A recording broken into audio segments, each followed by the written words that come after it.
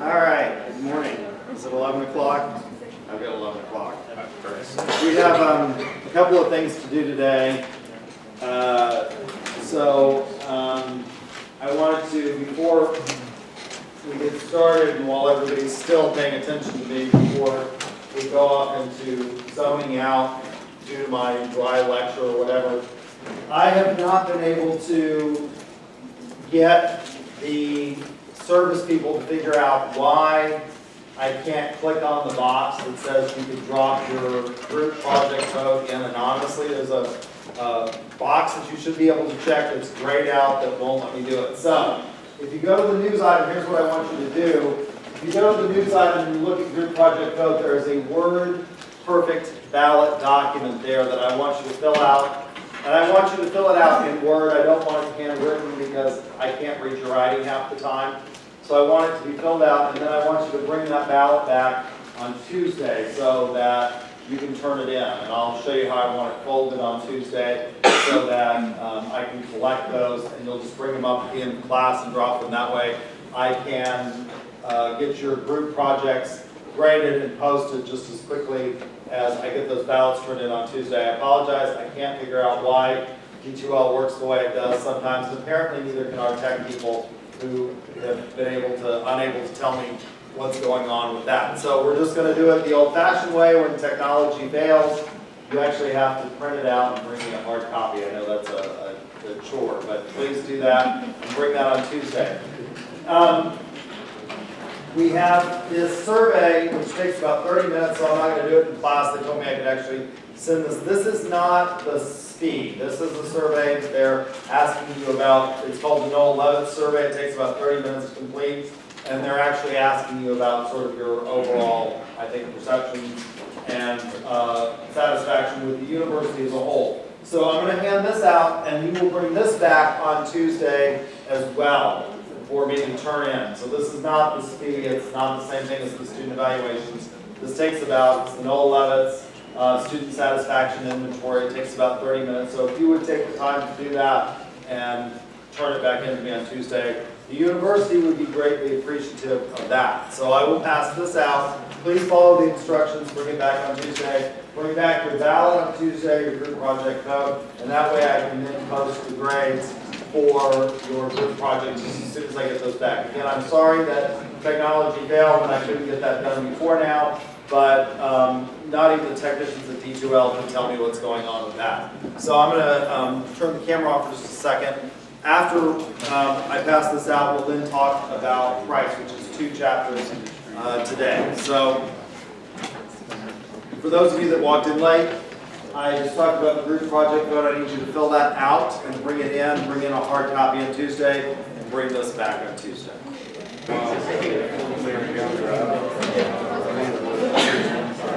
Okay, so a few of you walked in as I was passing that out. I may not have heard, so I'll repeat myself again. Please go to D2L, go to the news site for this class, look at the group project vote, fill that out, bring that back, and give it to me on Tuesday. I'll tell you how I'm going to collect those on Tuesday. I passed out the Noel Levitt survey. Those are all sent to you back on Tuesday. You don't have to fill them out if you don't want to. You know, this is still a relatively free country, so if you don't want to do it, don't do it. It's up to you. But I think the university would appreciate you doing it. So you're going to bring 2 things back to me on Tuesday, the Noel Levitt survey and your group project vote. Again, for those of you who came in late, I apologize that technology failed and I couldn't do it all online, which is how I wanted to do it, but that's the way things happen sometimes. So today we need to talk about price. We organize marketing around the 4 P's: product, price, place, and promotion. And price is where it all comes together, because price represents what you are willing to sacrifice in order to get something.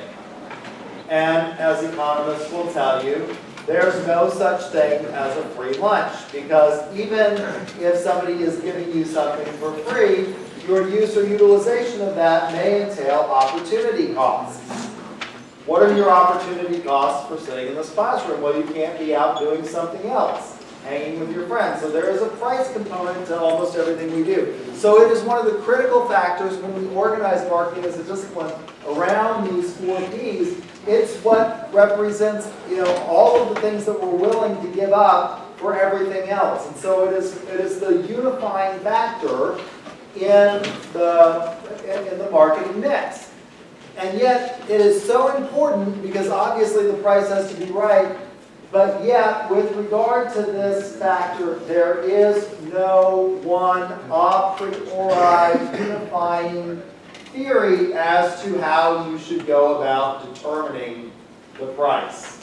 You would think that as important as this factor is in the marketing mix, that we would have some overarching grand theory that would tell you how you should set the price, but there isn't. There's no overarching unifying theory to pricing models. So pricing models depend a lot upon the goals of the organization or the individual.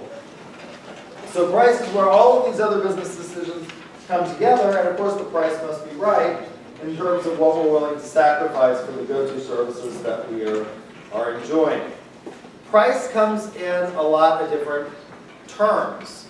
You pay here at the university, not the price of we don't call it the price or the price tag. You pay what to sit in this classroom? Tuition. You pay tuition, and not just tuition, but also what? Fees. So price can be tuition and fees. Price is usually expressed in the United States in dollars, but it doesn't have to be. You pay legal fees. You pay the price tag of a car, things like that. So there's lots of different terms for price. It can also be non-monetary. So we can also talk about price in terms of things like barter. And barter is an incredibly important part of international trade particularly, but you even see barter occur at places like swap meets. How many of you have ever been to a swap meet? Where people will not necessarily exchange money, but they'll exchange what? Things. They'll exchange things. That's bartering. And barter is an important part of international trade. So for example, if you live or you're from Kenya, Kenya has something called the shilling. Does anybody outside of Kenya want the Kenyan shilling? No. You usually want what? Dollars. You want hard currency. So we trade stuff. The oil in the world economy is floating on what? It's based on what currency? The dollar, and the dollar is the world's reserve currency. How did the dollar become the world's reserve currency? I told you all this before. How did the dollar become the world's reserve currency? Nobody wants the Kenyan shilling. Nobody wants the Mexican peso, do they? Can I pay you in pesos? No. We want dollars. How did the dollar become the world's reserve currency? After World War II, there was a conference called the Bretton Woods Conference. And it was determined at that point in time that the dollar would serve as the world's reserve currency. Other currencies would be pegged to the dollar, and the dollar would be set on the gold standard. In 1973, Richard Nixon floated the dollar, and the dollar, like everything else in terms of price, is worth what? It's worth whatever anybody's willing to pay for it. So it floats on a currency market. You can see the price of the dollar against the Japanese yen, the euro, the pound sterling every single day. So if you're in Kenya and you have the shilling or the Mexican peso, you might engage in bartering other goods and services with people if you don't have enough hard currency. And this amounts for billions of dollars in trade, both domestically and internationally. You should know, and for this exam there will be equations that you will have to solve. So you may bring a calculator. You may not use, for this last exam, your phone. You may bring a calculator for the exam, and there will be a number of equations that you will have to solve. And one of them will be the price equation. So what is the price equation? So the price, the final price, is the list price that you pay minus incentives and allowances. So think about this. How many of you bought a new car? Only one person, 2 people in here, 3 people in here have bought a new car. So you go, and there's this list price. That's called in the car language what? It's not called the list, they don't call it the list price, but it is the list price. It's called the what? MSRP? Not the MSRP. The MSRP is different than maybe the sticker price. That's what it's called, the sticker price. So on new cars, there will be a sticker.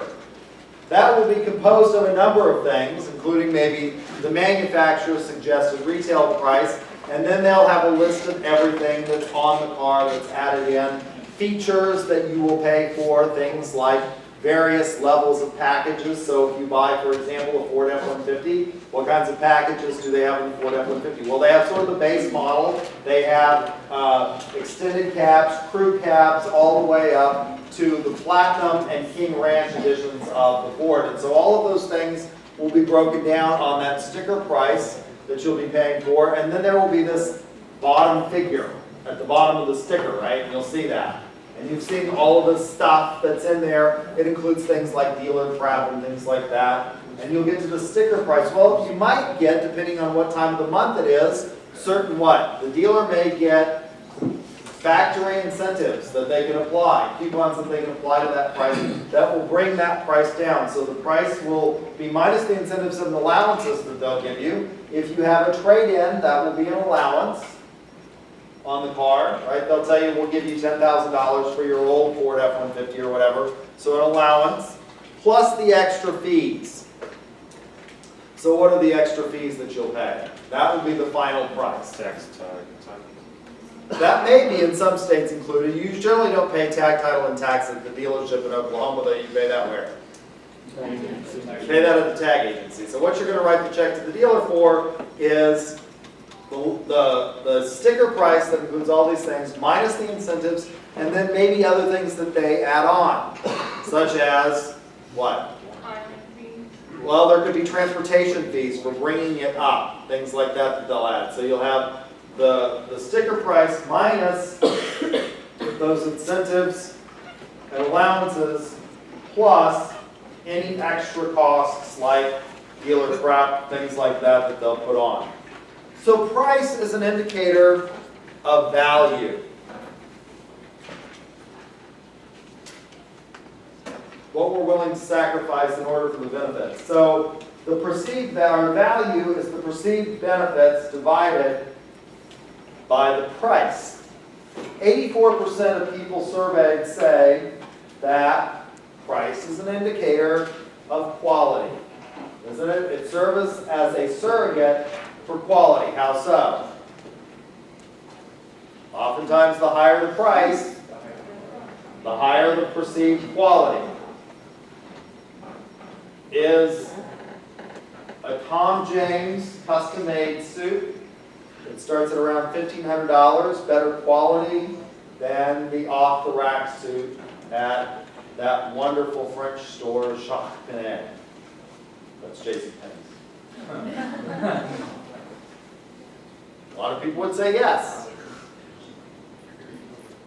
So decoding the price can be something that's difficult to do for consumers, and a lot of times we get into engaging in sloppy math, and this is one of the things that will be a test question. It will be decoding the price. So if a store says, for example, that everything is marked down 25%, plus take an additional 25% off at the register, does that mean that you're getting 50% off the item?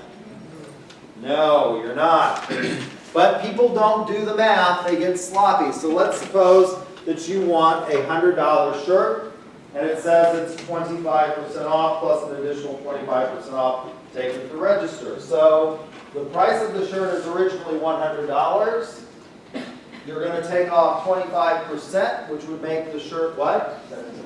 That means it's been marked down to $75, and you're going to take what? 25% of the 75%, which is $18.75 off, which gives you a final price of $56.25. Is that 50%? No, but consumers get sloppy. And so there will be a test question that asks you to decode the price. Price affects both revenues and costs for a business. And you should know what the profit equation is, and there will be a test question that asks you to calculate profit. Profit is total revenue minus total cost, which equals the unit price. So there are generally fixed costs and variable costs. So what's a fixed cost, for example, in manufacturing a shirt? Electricity. What? Electricity. Is that a fixed cost, maybe? What happens to electrical prices in Oklahoma? They can be raised by what? They can be raised by a vote of the Corporation Commission. OG&E will go and they'll say, look, we need to increase our cost, and so they'll have a cost increase. So is that necessarily a fixed cost?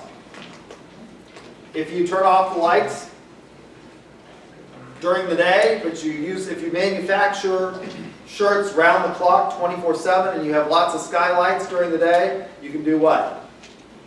You can shut off the lights during the day and maybe only run them at night. So that might be a variable cost. Probably the materials are fixed costs in the shirt. And then variable costs. What could be a variable cost? Labor, depending on how you get people that are efficient at producing the shirt, right? So it's unit price times quantity sold minus the fixed and variable costs. The pricing objectives for a company often depend on the company's goals and their financial position. So for example, some companies are engaged in what we call social entrepreneurship. Tom's. What is Tom's doing? What is Tom's? Shoes. What do they do? Yeah, that's a 1-for-1. So for every pair you buy, they're doing what? They're engaging in social entrepreneurship. They're doing what?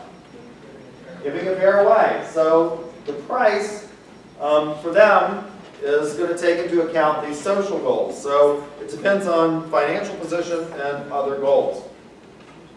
How can you price? Well, you can price for profit. And there are different objectives. You can manage for long-term profits, and oftentimes American companies are accused of pursuing short-term goals rather than long-term profit in their pricing models. And I talked about this in my professional sales class this morning, for example. Publicly traded companies, like the company that I used to work for and was an executive vice president for the American Education Corporation, have to release these things called 10Qs and 10Ks. The 10Q is a statement that you file with the SEC at the end of a quarter. And so a lot of times, because companies know that they have to release this stuff and it will affect the stock price, they'll want to increase sales at the end of a quarter, and so they may reduce prices in order to increase sales and generate revenue to look better for their investors. So American companies have been accused of doing this a lot. So you can price for return on investment. This is usually short-term, quarter-over-quarter, or year-over-year. Return on investment pricing. You can price for sales. You might price to increase sales. A lot of times this will involve discounting, and it may increase sales revenue, but reduce other things.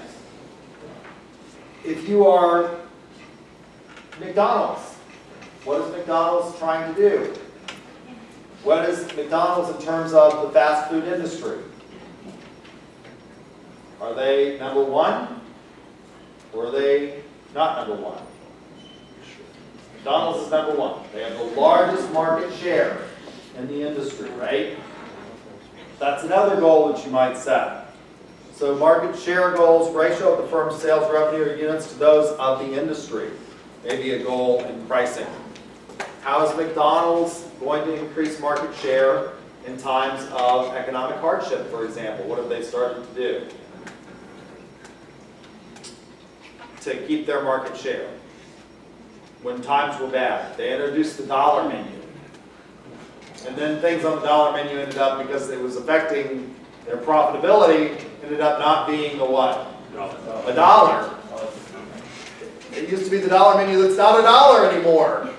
I would have thought the dollar menu meant that it was a dollar, but no. So one of the things that was on the dollar menu was the double cheeseburger. And in order to keep it a dollar, when cost of goods started to increase, what did they do? It was no longer the double cheeseburger, it became the McDouble. And what was the difference between the McDouble and the double cheeseburger? Anybody know? It was one piece of cheese. And then they decided that that was even too expensive, and so I think the McDouble, even though it's on the dollar menu, is like $1.29 now, and the cheeseburger is 99 cents, which again is not a dollar. It's less than a dollar, but it's on the dollar menu. It's a value. We still call it a dollar. I don't know why. But anyway, so market share. McDonald's wants to maintain market share. It's one of the things when times are good, what did they start doing to try and maintain their market share? Well, they became less like McDonald's and more like what? One of their big times, they became more like Starbucks, because Starbucks was cutting in to their market share, particularly in the breakfast food market. People were starting to go, so what did they do? They introduced things like the McCafe. They stopped serving really bad coffee. That's one of the things that my students who hate lawsuits always point to. They point to the McDonald's lawsuit that nobody remembers what the real facts of the case were. This woman spilled hot coffee on her, and she ended up suing McDonald's and got several $1 million. It's a case out of New Mexico, and the case in terms of the settlement or the price that the jury, or the fines that the jury levied, went on appeal, and students hate that case because they're like, everybody knows that coffee's hot. Turns out McDonald's knew that people would drink really crappy coffee if it was served really, really hot. So they served really crappy coffee, and they served it really, really hot. She got a lid that was not quite put on there. They served it something like 30% hotter than the industry average, because people would drink, because what happens if the coffee's really hot? Well, you burn your taste buds off, and you don't taste the fact that it's really bad coffee. So she ends up with third-degree burns, and students thought that was horrible, that she got all this money for burning herself, because we all know that coffee's hot. Well, they were negligent because they increased the heat of the coffee. You take, as a result, she ended up with third-degree burns. You take the percentage of your body that's covered by third-degree burns, you add your age to it, and that's the likelihood you have of dying. Right? So McDonald's lost market share because they had really crappy coffee. They stopped doing that, and they started competing with Starbucks and introduced the McCafe and increased, better coffee and tried to increase their market share. You might focus on unit volume, but this can be counterproductive. And then sometimes companies are in survival mode, and your text talks about, which is a rather old example now, FAA Schwartz was filed for bankruptcy, and they were just in survival in terms of their pricing model. Price constraints. Consumer demand.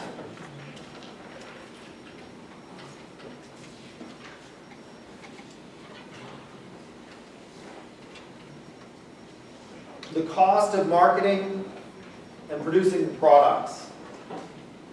In the long term, pricing can be constrained by you have to do what? What has Chesapeake never done? Never made a profit. In the long term, you've got to cover costs.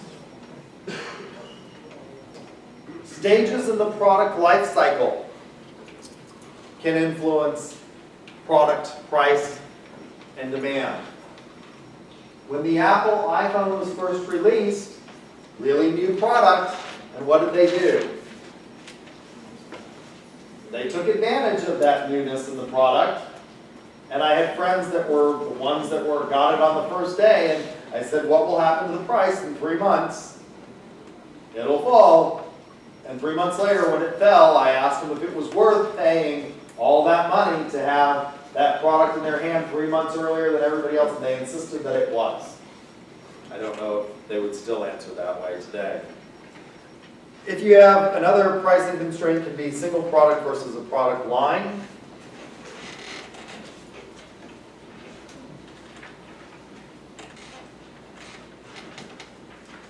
The competitiveness of the market will influence price. So if you have pure competition, where you have lots of sellers, that will influence and can be constraint on price. So gas prices are an example of this. Why is it that gas prices in an area are all about the same? Competition. You've got lots of competition. Is there just one gas station in Edmond?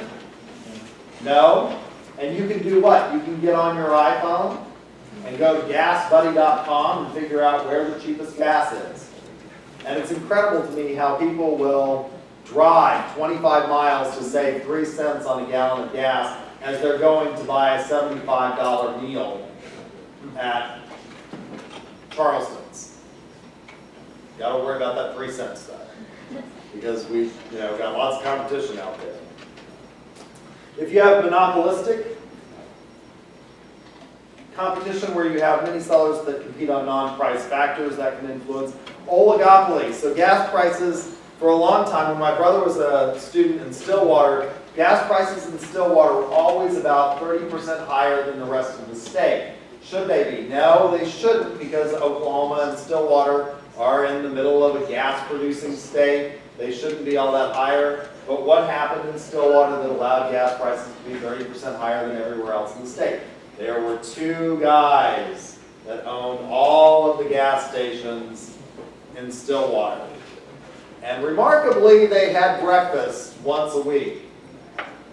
And the prices in Stillwater, as a result of that oligopoly, kept those prices high. So if you have a few sellers that try to avoid competition, it can lead to increasing prices. Airlines do this. They attempt to avoid pricing wars with each other. And then, of course, you have examples of pure monopoly that are allowed for things like patent.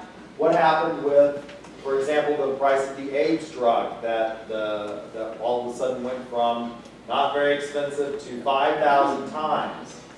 Well, there weren't very many producers. It actually was not still covered by patent, but if it was, that's one of the things drug companies can do. And it's one of the ethical issues that you face in pricing. So price can be a big ethical issue as well. Fundamentals of demand. Consumers' preferences taste change rapidly. So is the iPhone. When the iPhone came out, they had lots of demand for the iPhone. Now, is the iPhone still the dominant phone in the smartphone industry? It's lost market share to what? To Android. I think it is still the #1 selling, but it's not necessarily the biggest. And they've lost market share, so consumer tastes have changed. The price and availability of similar products or substitutes affects price. So what substitutes for an iPhone? A Droid. What's the other platform that you can have out there that's popular as well? The what? The Windows Phone. Things like that are substitutes. Consumer income. What's happening in Oklahoma to consumer income now as a result of the oil industry? It may have gone down. You need to recognize the difference between movements along the demand curve and the supply curve and shifts in the entire curve. When I first started teaching here 20 years ago, my office was across the hall from Dr. Gene Caldwell, who's an economist, and I got really sick and tired of hearing every semester as she was trying to explain to students that demand is the whole curve. So there's a difference between demand, movements along the curve, and shifts in the curve. Generally speaking, demand is a positive or an inverse curve. Supply is a positive curve, right? Because you'll produce more quantity as the price increases. So that's positive. Demand is generally an inverse curve. So demand is the entire curve. If you have a shift in the curve, it causes all of the prices along the curve to move. So you can have a shift either to the right or to the left, so you can have D1 versus D2. When you have a shift in the curve, at every quantity, the prices will be higher. if the companies lower prices, this is movement along the curve. If something happens like a recession, that causes a shift in the curve. Estimating revenues. You should be able to do this, and there may be test questions that ask you to calculate total revenue. It's the price times the quantity versus the average revenue, which would be the total revenue divided by the quantity. Why would there be a difference between total revenue maybe and average revenue? What do producers do for things like Walmart? If you want to sell, by the way, Walmart has reversed the power flow in the channel of distribution.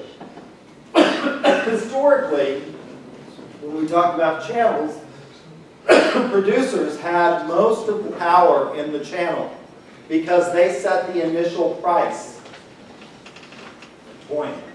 Walmart has actually reversed that channel power, and they now set the price. If you want to sell to Walmart, you must have an office in Bentonville, Arkansas. And Walmart will tell you what they want the price to be.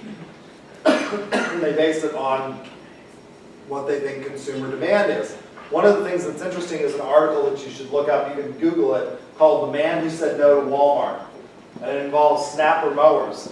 What does Walmart want to sell a lawnmower for? What do you think consumers at Walmart are willing to pay for a lawnmower? $149. What? $149. You're too high. $79. $99. $100. They want to sell the Walmart mowers for around $100. Snapper didn't want to sell mowers for $100 because what is a $100 mower? Yeah, people who buy $100 mowers, what do? You use it one semester, or one summer, and then you throw it out. Probably if you buy the $100 mower at Walmart, next year when you go to start the mower, you're going to have what? Issues and it may not run. Snapper didn't want to do that, so they actually said no to Walmart. So a dealer that sells to Walmart may sell their products because Walmart says these are, and you want to sell to Walmart. Walmart is the largest retailer of textiles, food, clothing, soap, personal care products, and diamonds in the world. So you want to sell to Walmart. You're probably going to give Walmart bigger discounts than you're going to give what? Joe's. You know, IGA. And so if you're giving them discounts, that could affect the average revenue. You should be able to calculate marginal revenue, which is the change that results from producing one additional unit of production. And you should know about price elasticity. 1% increase in quantity demanded divided by the percent change in price is the formula that we use to determine whether or not prices are elastic. If they're elastic, an increase in price equals a large decrease in demand. So what kinds of things are elastic? We increase the price a lot, what will happen to demand of certain products? We increase the price, for example, for tennis shoes by a lot. Would they probably fall off? Probably. Why? Substitutes. You can find a substitute. People may, you might wear your shoes longer if the price increases a whole lot. Inelastic, if you have a 1% increase in price and less than a percent decrease in demand, it's inelastic.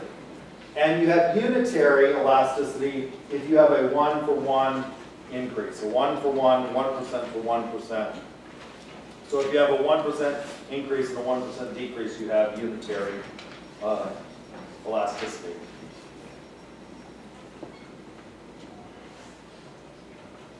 You should be able to calculate the break-even point, which is fixed cost divided by the unit minus variable costs. So how do we arrive at the final price? Well, we can have demand-oriented pricing models. And the demand-oriented pricing models are things like skimming. Apple releases the iPhone, and they're going to skim the cream that comes from the milk industry, where when you produce milk, when you milk the cows, there's different consistencies of fat in that milk, which is why when you buy a gallon of milk, you want it homogenized, right? Which means that the fat is evenly distributed through the product. Skimming tries to get that rich layer off, and it's used by innovators like Apple. When they released the iPad, what was the price of the iPad? It was relatively high. They were skimming to try and get as much money as they could. And what's happened as more competitors have entered the tablet market? The prices have gone down. The opposite of skimming is called penetration pricing. What do you try to do when you penetrate? You price low to break into the market, and then prices may increase.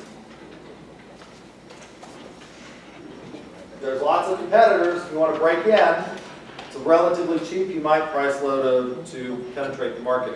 Prestige pricing involves creating psychological factors, for example, that focus on things like luxury.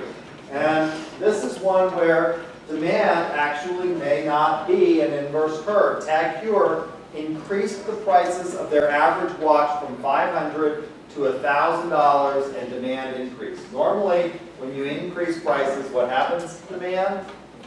It falls. Tag Heuer increased prices from $500 to $1,000, and what happened? The demand increased. Why?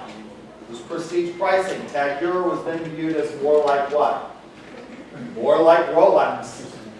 It was perceived as being more like a high-quality product, more like Rolex. You have price lining. In a price lining model, what you assume is that demand is inelastic between price points. So you might have, for example, jeans that are priced at $59, $69, and $79, and you assume that in between those points, that demand is inelastic.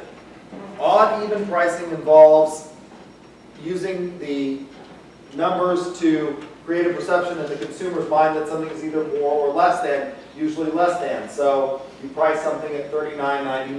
Why would you do that? It's less than 40 bucks, right? Now, the studies show that if you do that too much, it loses its effectiveness. Target pricing estimates what customers will pay and then backs into the price. In a lot of services, we talked about services in here, you'll find bundle pricing. So for example, where do we find bundle pricing with regard to services? How many of you have Cox? How many of you have a home phone because you got the bundle? And did you use it? No, but it was cheaper if you got the phone, cable, and internet together than if you did what? You got them separately. So bundle pricing. And then finally, you can have yield management. This is used in the airlines where they use complex econometric models to determine what the most value is. So what happens with pricing in terms of the airlines? You know, the operating cost basically for Southwest Airlines, because they operate only one type of airplane per hour, it should be the same, but do they charge the same for all different types of tickets? What kinds of tickets are more expensive? If you can delay your travel, certain days you'll get better prices, right? If you fly on a Friday, it's usually more expensive. Why? Business travelers are. Business travelers want to get home. And if you're a business traveler, you're willing to pay it. If you are a pleasure traveler, you might want to avoid Fridays. They use these yield management systems that look at complex mathematical equations and change the pricing all the time based on those. It's one of the reasons why if you look at airline prices today and then you get online and look at them tomorrow, what may happen to the same ticket that you were looking at. You go up or down and change. Cost-oriented pricing models, you have standard markup. You find this a lot of times in supermarkets, where you just have a standard markup, cost plus.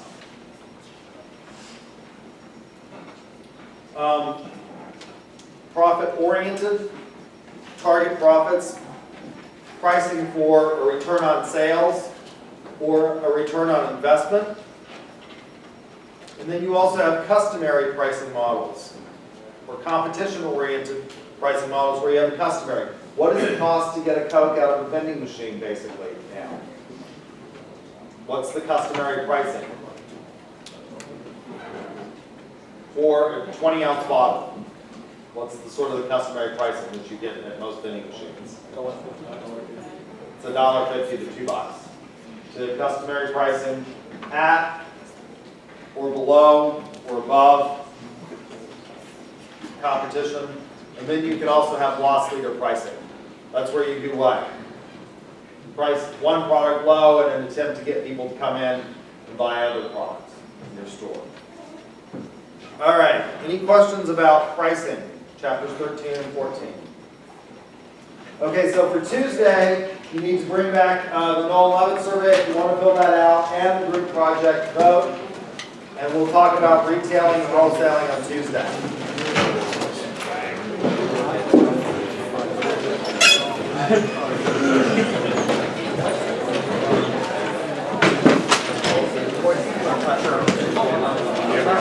Really